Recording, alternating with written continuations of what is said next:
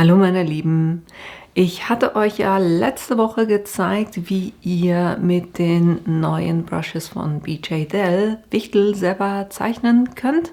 Und da hatte ich auch gesagt, wenn ihr das wollt, mache ich auch noch ein Video, wie ihr solche Bilder dann in Dateien umwandeln könnt, damit ihr die auch plotten könnt. Und darum geht es genau in diesem Video. Mehr dazu gleich nach dem Intro.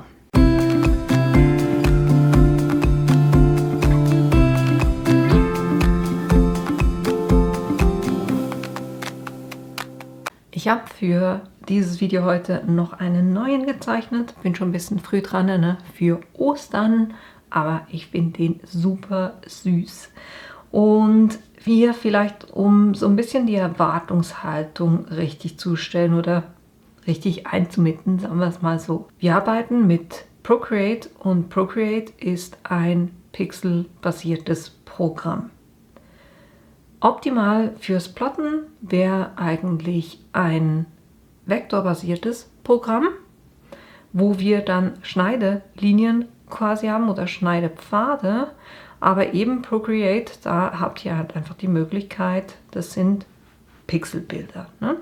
Wenn ich jetzt hier zum Beispiel den Hintergrund rausnehme, und ich hatte auch hier eine weiße Umrahmung gemacht, dann kann ich hier oben sagen, ich will das teilen als PNG und das bei mir hier auf dem iPad drauf speichern. Und dann kann ich zum Beispiel das als Bild, ne, hier über Hochladen, könnt ihr das Bild einfügen mit Drucken und dann schneiden. Ne, diese Option nicht als Schneidedatei, sondern drucken und schneiden.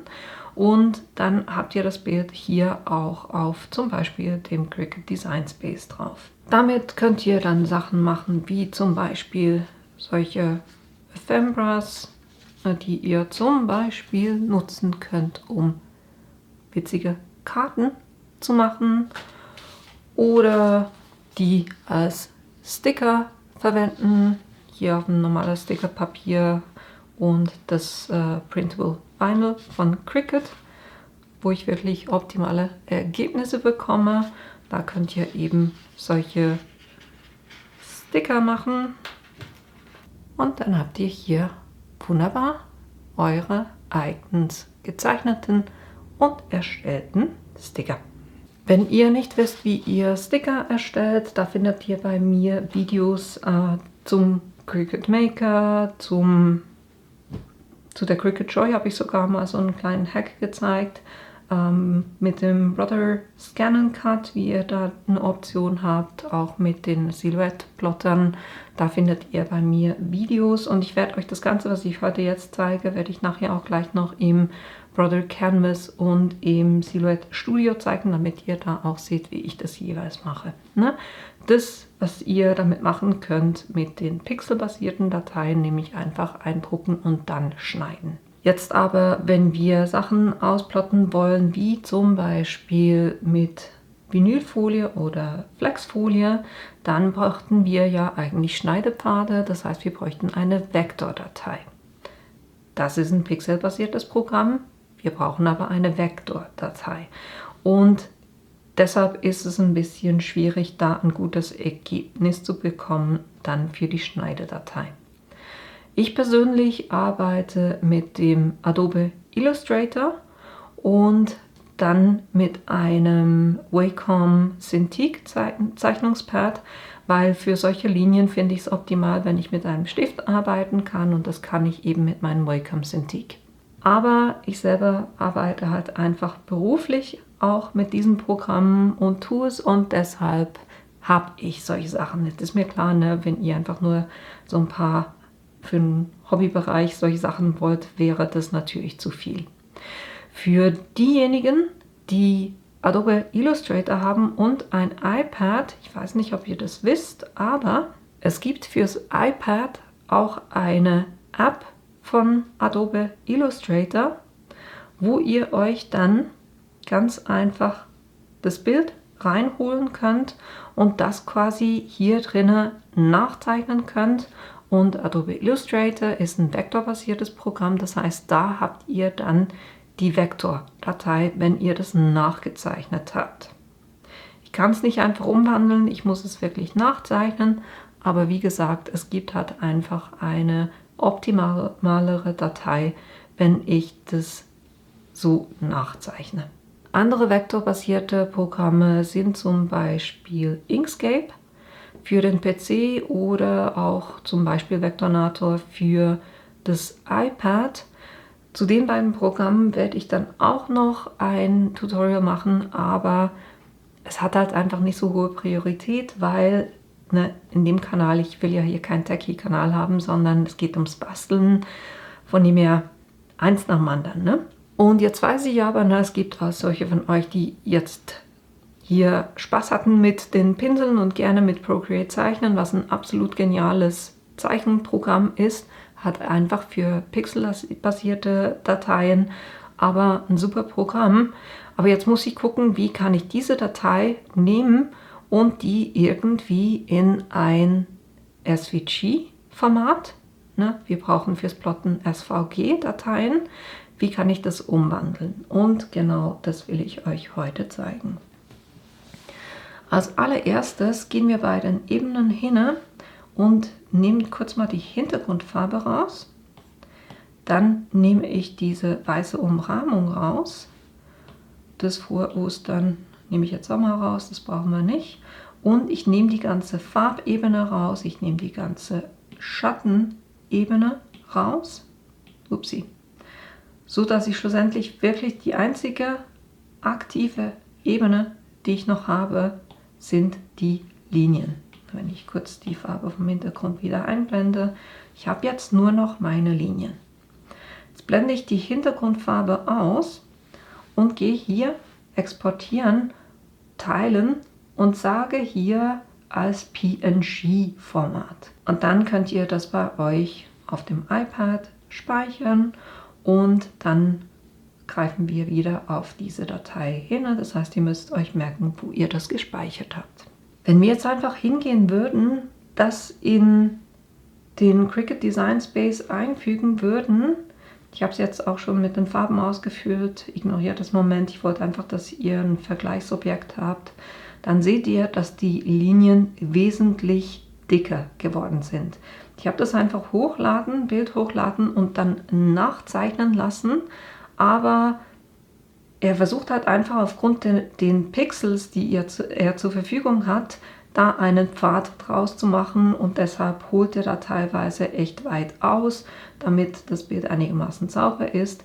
Es wird auch noch schlimmer, wenn ihr beim Importieren dann auch noch sagt glätten, dann werden die Linien noch dicker. Und ich finde das im Vergleich kein optimales Ergebnis. Was ich auch nicht gesagt habe, hier habe ich natürlich die ganzen Schattierungen drin, die ich gezeichnet habe.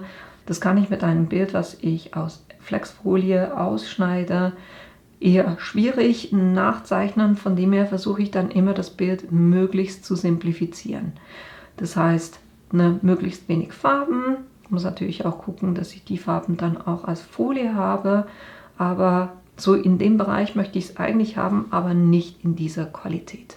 Und deshalb zeige ich euch jetzt eine Lösung, die klar nicht so gut wird wie ein Drucken und Schneiden, aber definitiv besser, als wenn ihr das einfach importiert und nachzeichnen lasst. Es gibt eine Webseite, die heißt Convertio und da werde ich euch den Link unten reinmachen und da könnt ihr PNG-Dateien hochladen, das konvertieren lassen und dann als SVG-Datei speichern.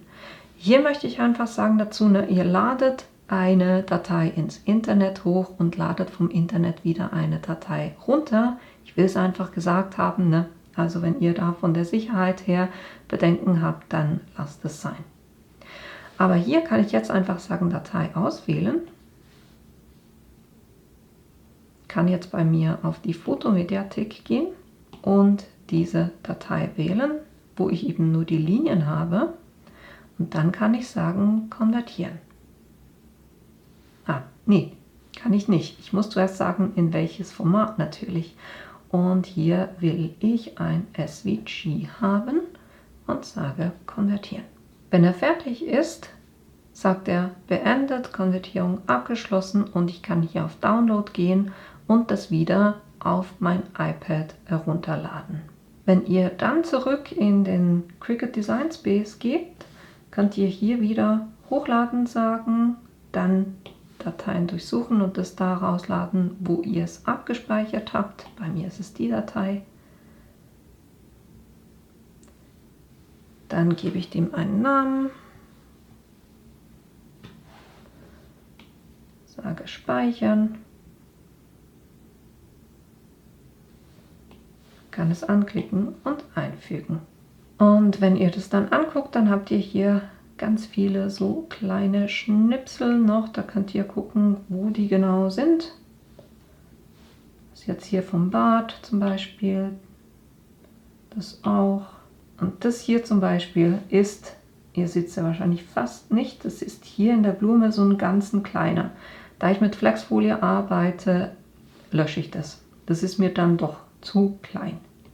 Das ist auch so eine, die lösche ich auch.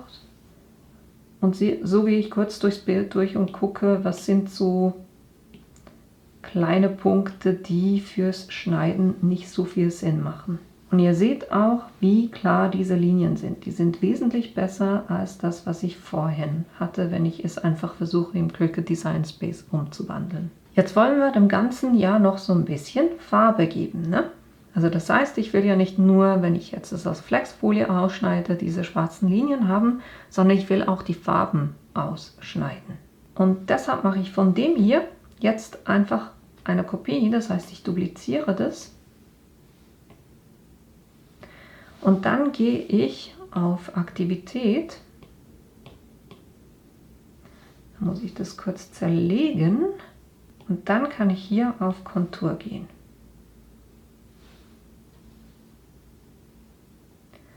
Und was ihr jetzt macht, ist, ihr geht einfach mal hin und blendet alles aus, außer die Außenkontur. Es geht dann ein bisschen einfacher für nachher weiterzuarbeiten. Hier wirklich gucken, dass ihr alles ausgraut.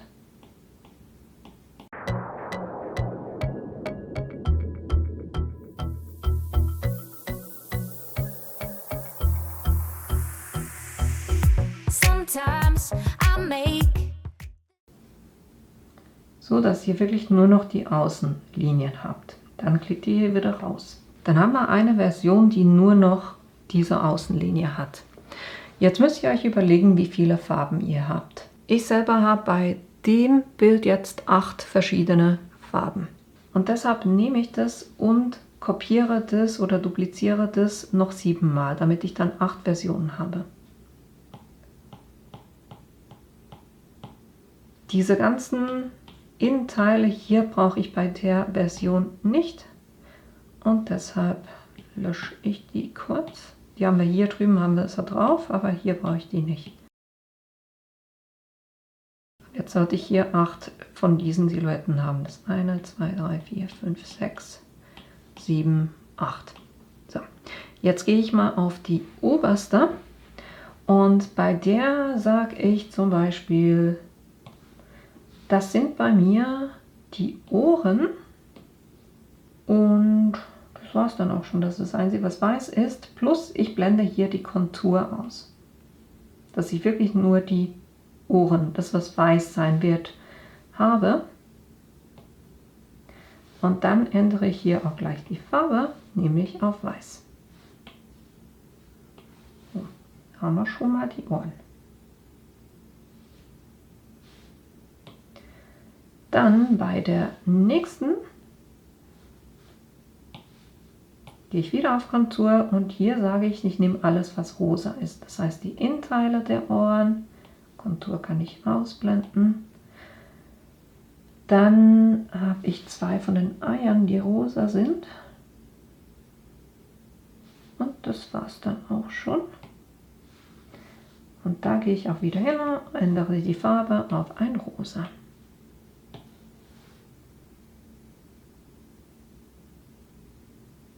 Und das macht ihr jetzt mit jeder dieser Kopien. Das heißt, jeder dieser Kopien wird eine der Farbe widerspiegeln.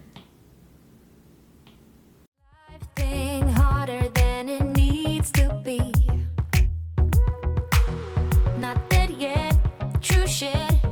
So why do I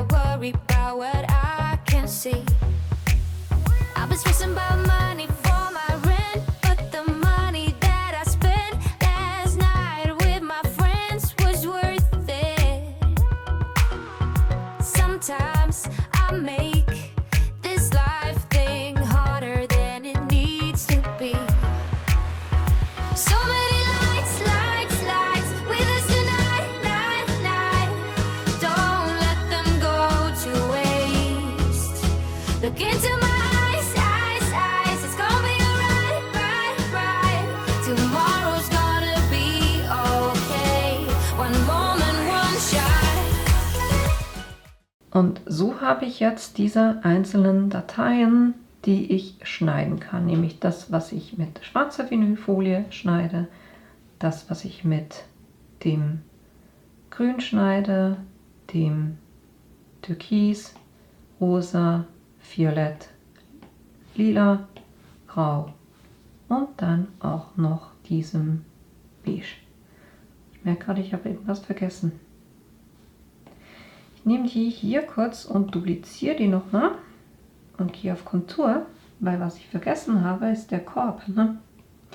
Das wäre schlecht.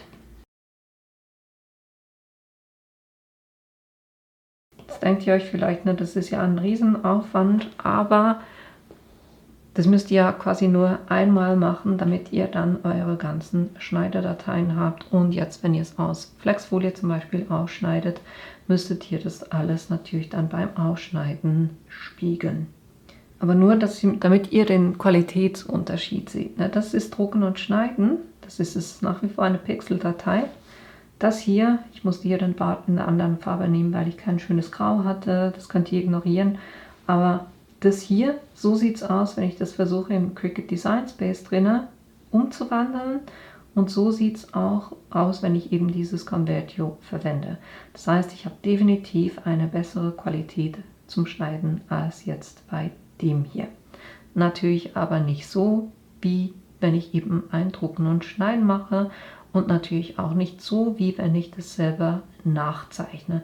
Das heißt, die optimalste Lösung ist, entweder ihr braucht wirklich nur ein PNG, weil ihr es nur drucken und schneiden wollt, oder ihr habt ein anderes Tool, mit dem ihr es nachzeichnen könnt, ein vektorbasiertes Tool, wie eben Adobe Illustrator oder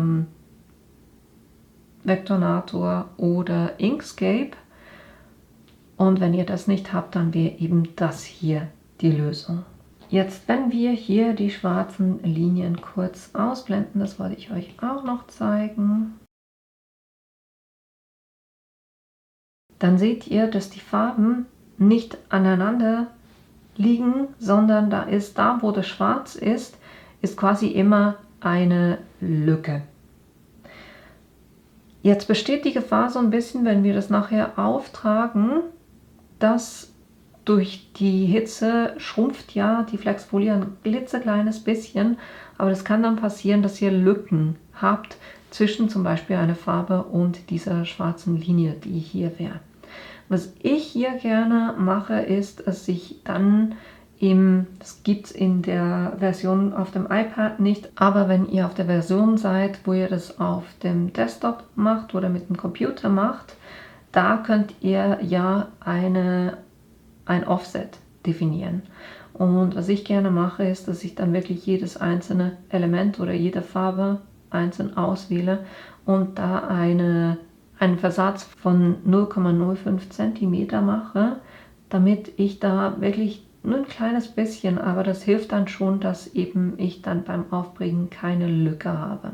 Es hat einige kleine Teile, die dann direkt auf der Flexfolie sein werden, das heißt diese schwarzen Strichen hier. Ich weiß, es gibt einige, die sagen, man darf nie Flexfolie auf Flexfolie aufbringen, aber ich finde für kleine Elemente, ich mache das auch nicht großflächig, sondern es geht nur darum, so kleine Sachen, die schneide ich dann hier aus dem Mintgrün nicht aus, sondern die liegen dann wirklich auf dem Mintgrün drauf. Ich hatte da bis jetzt auch nie wirklich ein Problem damit, aber wenn ihr da Bedenken habt, dann müsst ihr das auch noch ausschneiden oder ihr löscht die. Und auch das mit der Überlappung, ne? Das ist etwas, was ich gerne mache, hier mit den Linien und der Farbe.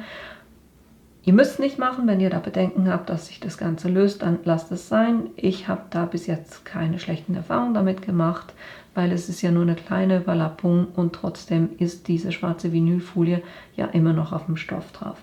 Wenn ich sage 0,05 cm, dann meine ich das natürlich, ne, wenn ihr guckt, mein Element ist jetzt von der Größe her 24 cm hoch und 20 cm breit. Das heißt, es hat schon eine gewisse Größe Und ich würde euch auch anraten, zum Bearbeiten macht das eher groß.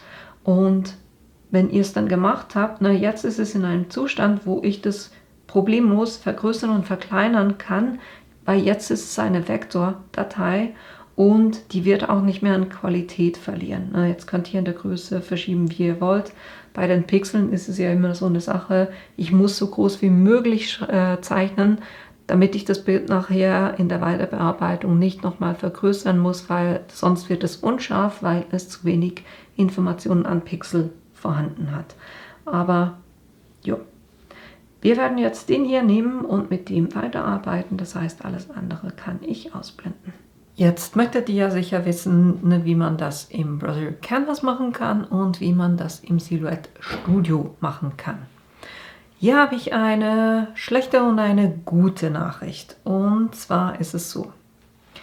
Ich habe das versucht im Brother Canvas zu machen, aber ich kann das SVG natürlich reinnehmen, indem ich hier auf SVG gehe und das da hole, wo ich das abgelegt hatte. Das Problem ist jetzt aber, dass dieses Bild hier, das ist quasi flach. Ich habe zwar diese kleinen Teilchen, die sich im Bild verstecken, aber ich habe nicht Linien, zum Beispiel für den Hut, für den Innenteil des Hutes, damit ich hier auch die Farbe hinzufügen kann oder die Farbe dann entsprechend ausschneiden kann. Ich kann das jetzt auch nicht irgendwie zerlegen oder so oder teilen. Funktioniert ganz einfach nicht. Das heißt, das Einzige, was ich machen kann, ist das SVG-File hier reinholen, aber dann nicht weiter bearbeiten. Und durch die Größe, es bringt jetzt auch nichts, die einzelnen Pfade anzugucken. Ich klicke es noch nicht mal an. Wenn ich jetzt doppelklicken würde, dann würden sich die Pfade öffnen. Aber das sind so dermaßen viele Ankerpunkte, dass mein PC, und ich habe echt einen starken PC, der ist mir beinahe abgestürzt. Nur zum Öffnen dieser kleinen Ankerpunkte. Also von dem her, das lasse ich jetzt hier gleich sein. Von dem her, das ist die schlechte Nachricht mit dem Brother Canvas. So hat das für mich nicht funktioniert. Aber wenn wir jetzt auf das Silhouette Studio gehen, und ich habe euch ja mal ein Video gemacht, wo ich euch gezeigt habe, wenn ihr die Business-Version vom Silhouette Studio habt, dann könnt ihr dann von hier aus Dateien, die ihr erstellt habt, als SVG exportieren und das in den Brother Canvas oder auch in den Cricut Design Space. Jetzt kommen wir zur guten Nachricht, nämlich das hier ist die SVG-Datei, die ich mit dem Converter erstellt habe. Das heißt mit dieser App oder auf der Webseite, das ist diese Datei. Da seht ihr die Qualität. Wenn ich jetzt hingehe und das PNG-File nehme, das hier reinziehe und dann natürlich die Größe noch ein bisschen anpassen, damit das mit dem anderen Bild übereinstimmt,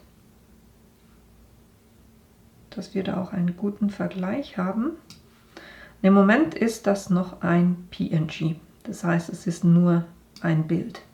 Wenn ich das jetzt aber nehme und sage nachzeichnen, wo haben wir es hier? Bereich zum Nachzeichnen auswählen, da muss ich kurz das andere noch ein bisschen verschieben, dass das nicht in den Weg kommt. So. Bereich zum Nachzeichnen auswählen. Dann nehme ich hier das PNG-Bild und dann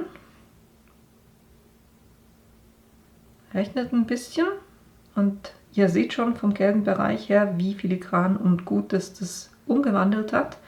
Jetzt sage ich einfach nachzeichnen. Das hier ist jetzt ein SVG.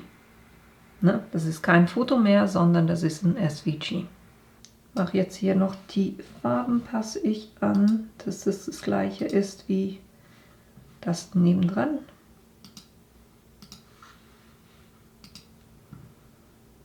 Nur damit ihr die Qualität vergleichen könnt. Also ich sehe da praktisch keinen Unterschied. Das Nachzeichen-Tool im Silhouette Studio ist so dermaßen gut, dass ihr noch nicht mal die Converter-Webseite braucht, sondern eigentlich in Procreate das einfach als ein PNG ohne Hintergrund speichern könnt, das auf euren PC hochladen könnt und dann das ganz einfach hier nachzeichnen lassen könnt. Und jetzt müssen wir das natürlich noch ein bisschen weiter bearbeiten. Ich mache jetzt hiervon kurz eine Kopie. Das heißt, ich gehe hier, duplizieren. Schiebe das ein bisschen rüber, weil das hier soll mein Element sein, wo ich die Linien habe. Und das hier soll das sein, wo ich die Farben abfülle. Und damit ich hier jetzt die einzelnen Elemente habe, klicke ich das kurz an, dann gehe ich hier auf das Modifizieren-Fenster und sage Lösen. Jetzt markiere ich die alle wieder, sage dem kurz, es soll keine Füllung haben und nur die Linien. Und jetzt können wir das äußerste Element, wenn ich es dann erwische, das ist das hier, das lösche ich jetzt einfach. Zweimal, dann haben wir es. Die habe ich nie erwischt. Dann machen wir auch keine Farbe. Und hier auch keine Farbe. So. Und jetzt seht ihr, dass ich schon die ganzen Elemente habe, wo ich die Farben darin abbilden kann. Und jetzt kann ich hingehen und mir alle Elemente markieren, die in der gleichen Farbe sind. Ich habe den Hut, der ist mintgrün oder hellgrün. Dann halte ich die Shift-Taste, klicke auf das nächste Element, das nächste Element. Dann habe ich hier noch so ein helles Ei quasi. Ich würde sagen, das sind alle mintgrün. Und kann hier sagen, mintgrün. Und dann sage ich auch gleich kopieren, weil das ist ja alles in eine Farbe, damit ich das dann alles auch gleich zusammen habe. Und so kann ich das jetzt alles einfärben in den Farben, die ich haben will.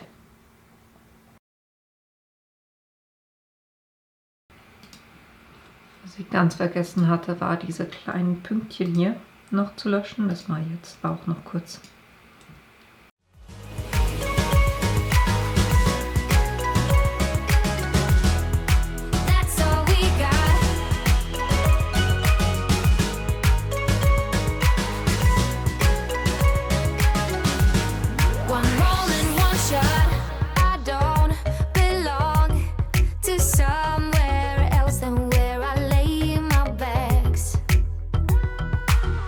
It's so hard to stay up and don't hide away behind the same old mask. But tonight I got the cool and I wanna go dance with you. So if you are in the mood, it's worth it. We don't belong with masks on. Leave them here and don't look back. So many lights, lights, lights with us tonight, night, night. Don't let them go to waste. Look into my eyes, eyes, eyes. It's gonna be alright, right, right. So, und wenn wir jetzt alles richtig gemacht haben, dann sollten wir jetzt die Farben quasi einfach verschieben können.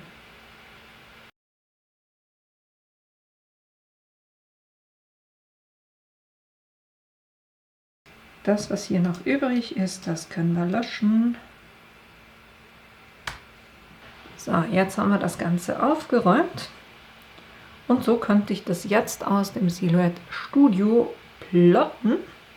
Oder, ich markiere das alles und sagen speichern. Dann sage ich Gnome.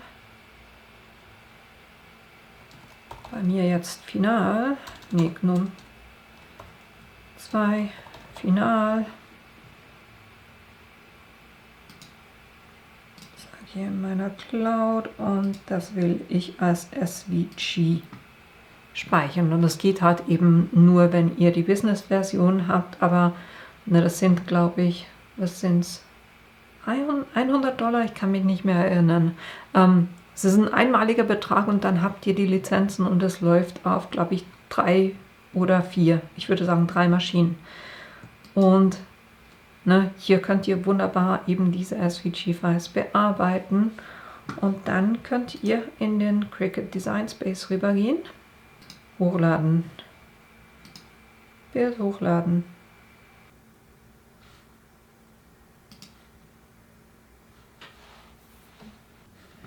Wir hatten hier diese Varianten, das war das Print and Cut oder Drucken und Schneiden, das war das mit der Webseite, wo wir es konvertiert haben und das war das, wo Cricut das nachgezeichnet hat. Und jetzt holen wir noch kurz das Bild, was wir vom Silhouette Studio haben.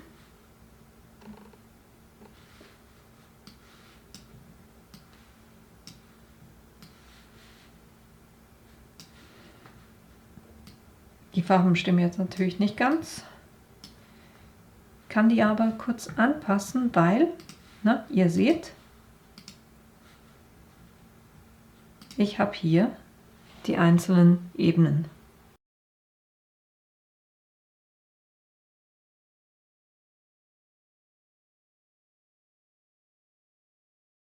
So, den Bart hatten wir hier eigentlich grau, ne? Aber das ignoriert ihr jetzt einfach.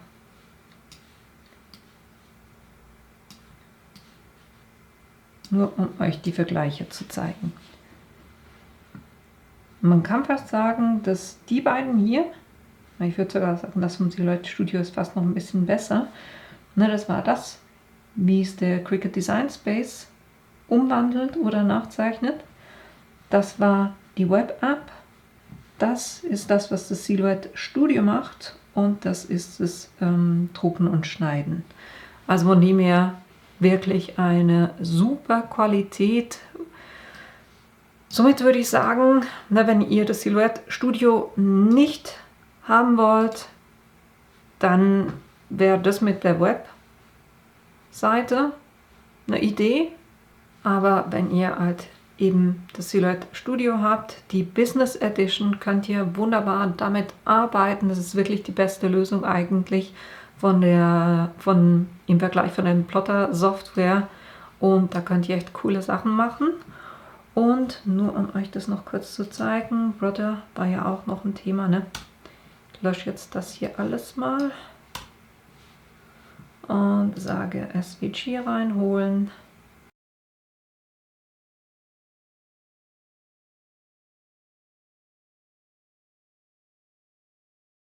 Dann seht ihr, dass wir den hier auch haben. Was der jeweils nicht macht, ist die Gruppierung übernehmen, ist aber kein Thema. Da markiert ihr ganz einfach das oberste eine Farbe, haltet die Shift-Taste, markiert das unterste eine Farbe und sagt Gruppieren.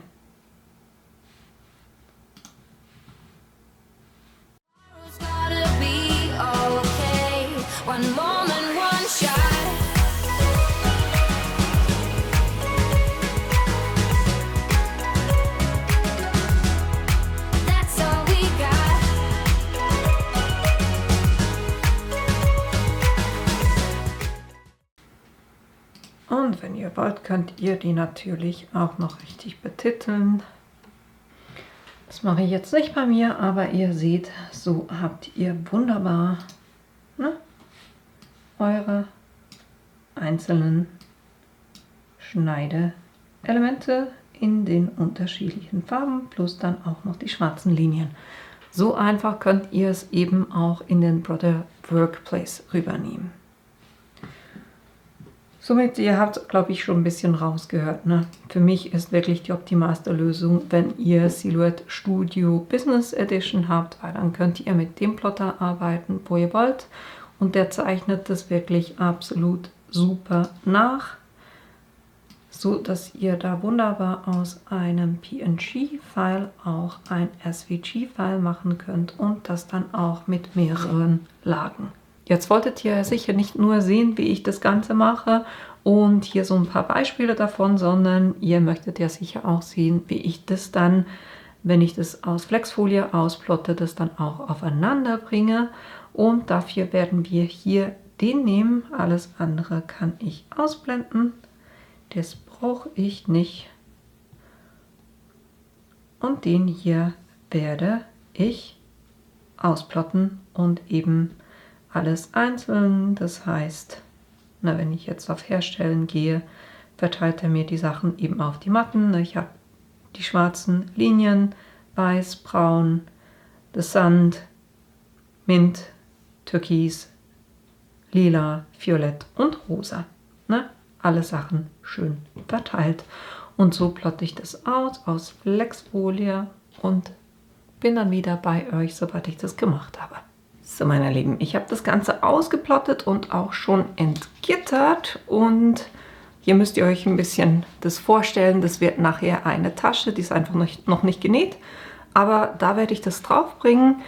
Und ne, ihr seht es vielleicht hier, ne, wenn ich Teile habe, die weit entfernt voneinander sind, dann schneide ich das zuerst zurecht und behalte dann die Reste, weil damit könnt ihr noch andere Sachen machen. Und es geht mir darum, ich will das nicht alles wegschmeißen, sondern da braucht man immer wieder kleine Teile. Und ich packe das hier einfach so in einen quasi Ordner rein. Und da habe ich ganz viele so Anschnitte und auf die kann ich jeweils zurückgreifen, wenn ich einfach nur was Kleines brauche.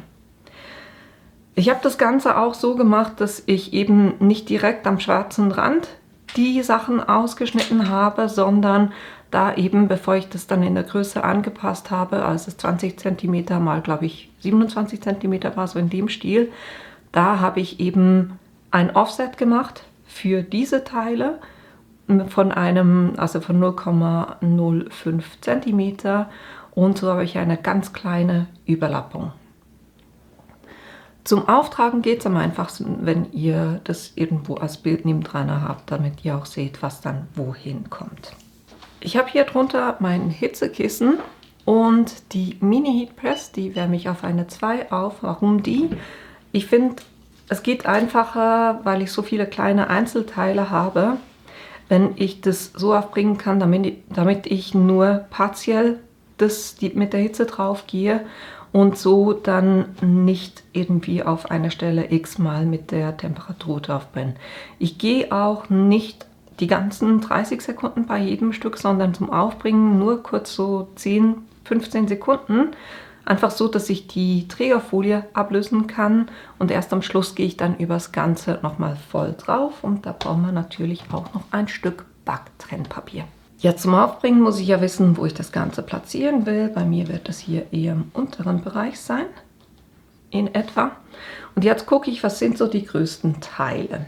Und da fange ich mal mit dem Bart an. Ich habe das jetzt umgedreht und auch hier, ne, hier klebt es und hier klebt es. Und da bringe ich jetzt dieses Element passend drauf, so dass ich überall quasi diese Überlappung habe. Dann weiß ich, wo ich das platzieren muss. Dann kann ich das umdrehen und das genau eben dahin machen, wo ich das haben will. Das wird hier sein. Jetzt halte ich das hier fest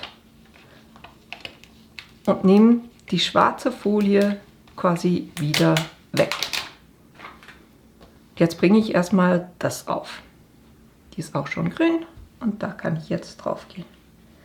Ich habe natürlich den Stoff vorher entfusselt, damit da nicht irgendwelche Fussel drunter liegen. Jetzt versuche ich mal, ob ich es ablösen kann. Funktioniert schon wunderbar.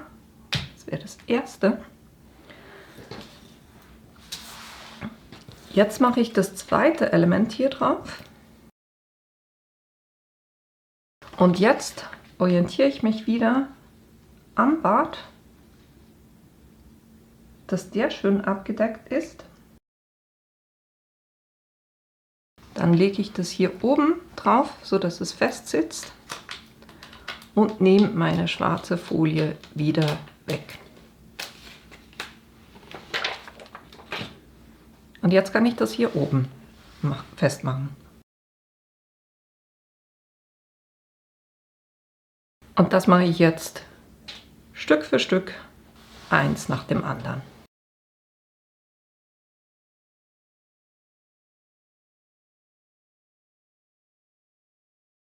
Und weil ich hier Gefahr laufe, dass ich mit der Heat Press auf die Folie drauf komme, die schon hier drauf ist, mache ich hier das Backtrennpapier drauf und presse das so.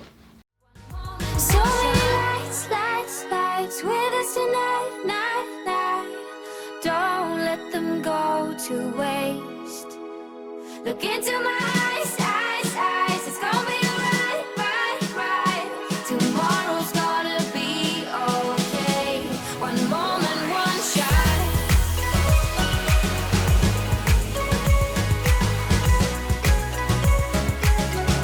Oh, that's all we got.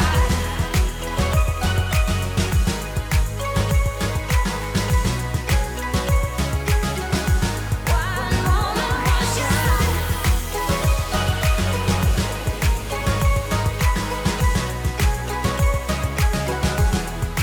That's all we got.